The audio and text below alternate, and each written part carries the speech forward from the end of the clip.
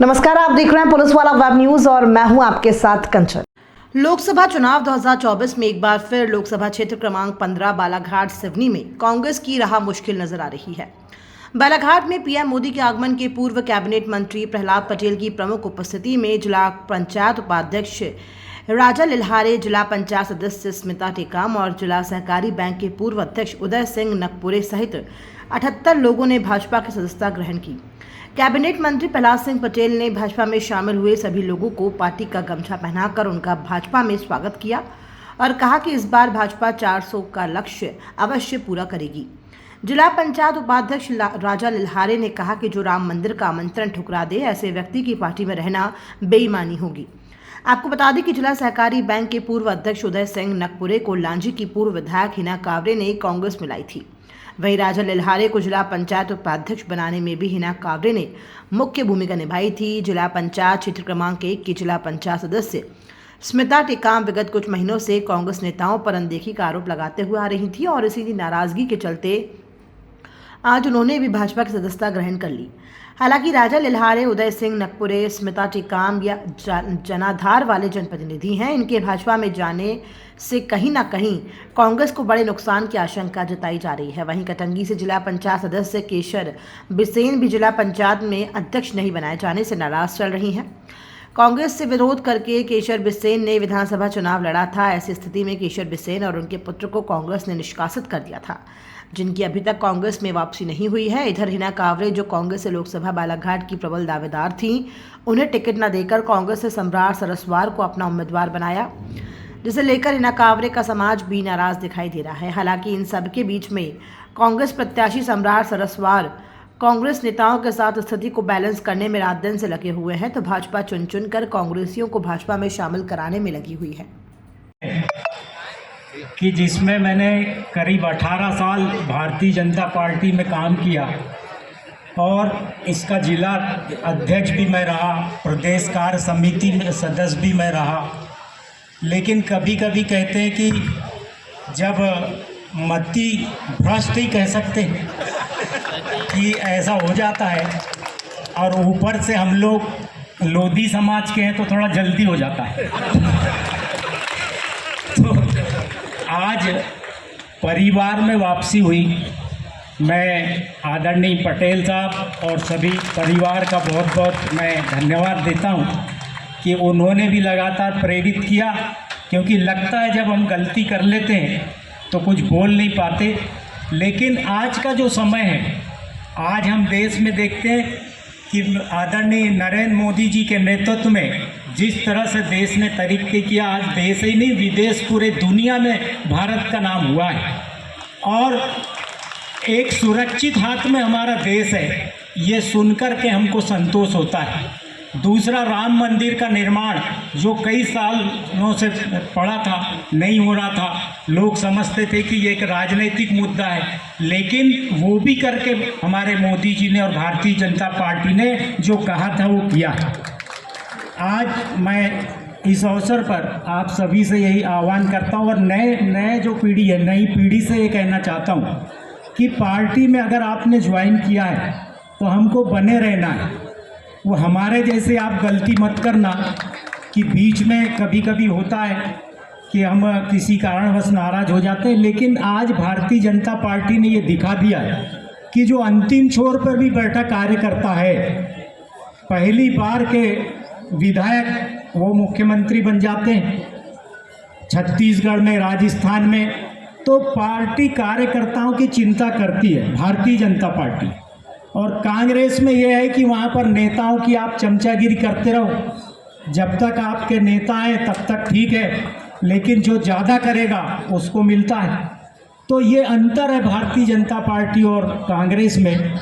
मैं आप सबसे इस अवसर पर यही कहना चाहता हूँ कि इस चुनाव में हमको भारतीय जनता पार्टी को बहुमतों से, प्रचंड बहुमतों से, यहाँ से जो प्रत्याशी है श्रीमती भारती पारधी जी को प्रचंड बहुमतों से विजय दिलाने में सहयोग करना है और 400 पार का जो नारा है देश में, उसको हमको पूरा करना है। बहुत आप लोगों ने एक बार जोरदार ताली आप सभी लोगों के लिए।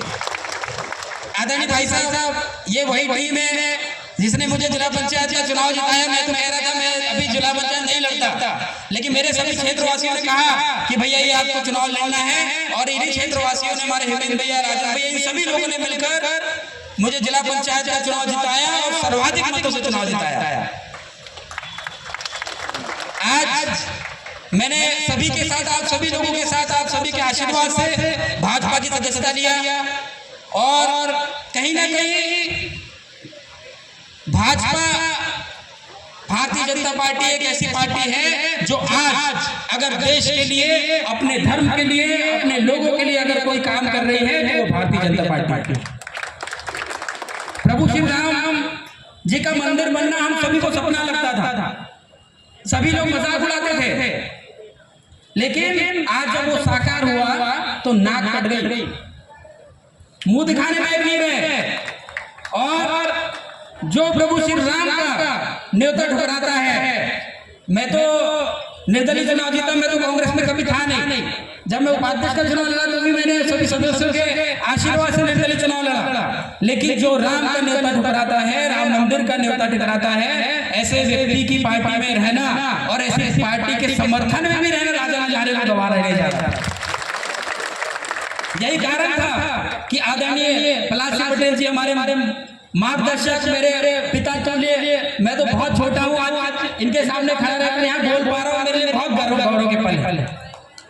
जब भाई साहब यहाँ सांसद थे तो हमारे बाबूजी, हमारे धर्मपाल लखपुरे जी, हमारे शौकत बिसाने जी, ये सभी लोगों के संघर्ष से, जितेंद्र मुहारे जी, यशवंत लारे जी, इन सभी लोगों के संघर्ष से, आदरणीय भाई साहब के आशीर्वाद से लोधी समाज के लिए छात्रावास यहाँ पर निर्मित हुआ था, और कई बच्चे, आज सैकड़ों बच्चे उस छात्रावास से निकलकर अलग अलग जगह पे हमारे समाज का और हमारे क्षेत्र का और बालाघाट का नाम रोशन कर रहे हैं। ऐसा भाई साहब के साथ रिश्ता है हमारा।